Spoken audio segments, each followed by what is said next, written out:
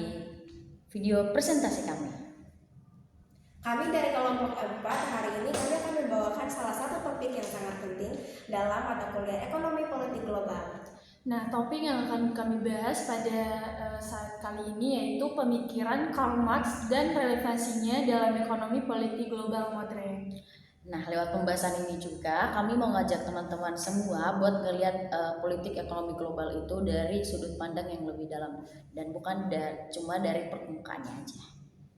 Yuk, jadi langsung aja nih, yuk kita belajar pembelajarannya.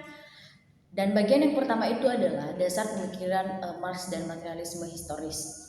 Jadi, Karl Marx ini lahir di Trier, Jerman, dan dia bisa dibilang pelopor dalam analisis ekonomi politik. Bersama temannya Friedrich Engels, dia nulis buku terkenal The Communist Manifesto dan Das Kapital.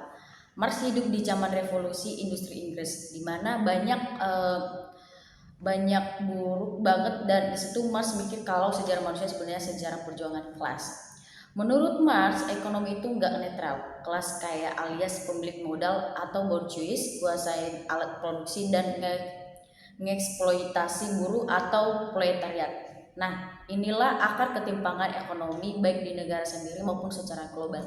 Selain itu, Marx juga punya konsep materialisme historis yang intinya sejarah manusia berkembang sesuai cara mereka memproduksi kebutuhan hidup. Misalnya dulu itu masih pakai handmill, masyarakat feodal, tuan tanah kuasain petani. Tapi muncul mesin uap, jadilah kapitalisme itu industri, di mana buruh mulai bekerja untuk kapitalis. Jadi teknologi nggak cuma bikin kerjaan lebih efisien, tapi juga ngerubah struktur sosial dari kekuasaan. Dan Marx menyebut ini determinisme teknologi atau alat produksi yang nunjukin arah perubahan sosial dan ekonomi. Nah, sekarang kita akan masuk pada pelajaran yang kedua, yaitu konflik kelas dan kapitalisme global. Nah, jadi dalam kapitalisme sendiri itu adalah kelas yang punya pabrik atau kelas-kelas kaya, seperti yang punya pabrik, bank, dan juga perusahaan besar. Nah, sedangkan buruh itu hanya menjual tenaganya buat bertahan hidup. Jadi konflik ini tuh muncul dari hasil kerja yang tidak dibagi secara adil, dan kapitalisme itu bisa dibikin sebagian orang itu kaya, tetapi juga menimbulkan sebuah eksploitasi, pengangguran, dan juga krisis ekonomi. Dan juga Marxisme ini bilang bahwa kapitalisme ini tuh punya hukum kehancurannya sendiri, dan juga keuntungan turun karena mesin gantian manusia dan juga produksi sama konsumsi gak seimbang nih, karena buruh itu tidak mampu beli barang yang mereka bikin, dan kekayaan itu terkumpul di tangan segelintir elit. Makanya ketimpangan global North dan global South masih ada sampai sekarang. Dan kalau kita lihat contoh sekarang yang nyata dari berbagai industri, yaitu salah satunya dari fast fashion. Dan juga perusahaan ini itu memiliki produksi baju murah di negara yang berkembang seperti Bangladesh, Kamboja, dan juga Vietnam.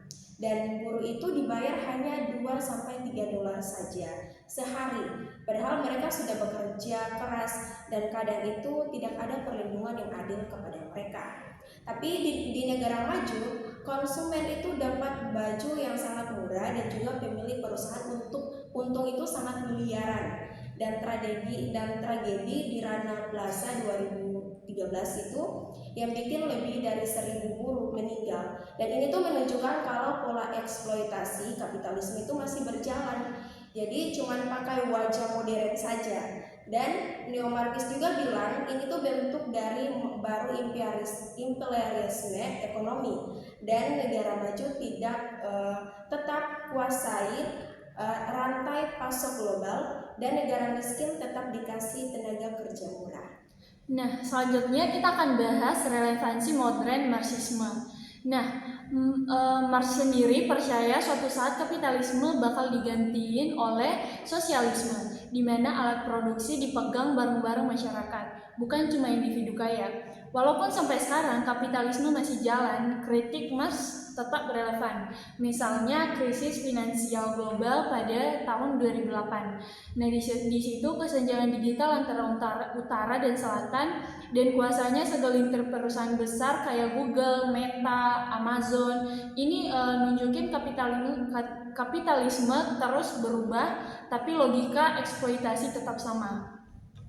Nah, pendekatan Marxis sendiri ngajarin kita nggak cuma lihat dunia dari permukaan, tapi dari struktur ekonomi dan kekuasaan yang ada. Dari revolusi industri sampai era globalisasi digital, pola ketimpangan tetap sama. Sedikit orang kuasai sumber daya, mayoritas kerja keras buat bertahan. Dan memahami Marxisme nggak berarti nolak kemajuan, tapi ingatin kita supaya kemajuan gak dibangun di atas ketidakadilan. Nah, di tingkat global, negara kaya kuasai produksi dan distribusi. Negara berkembang cuma jadi pemasok tenaga kerja murah dan bahan mentah saja. Makanya teori ini bisa jelasin ketimpangan utara ke selatan, neo-imperialisme dan ekonomi, dan rantai pasok global yang gak adil.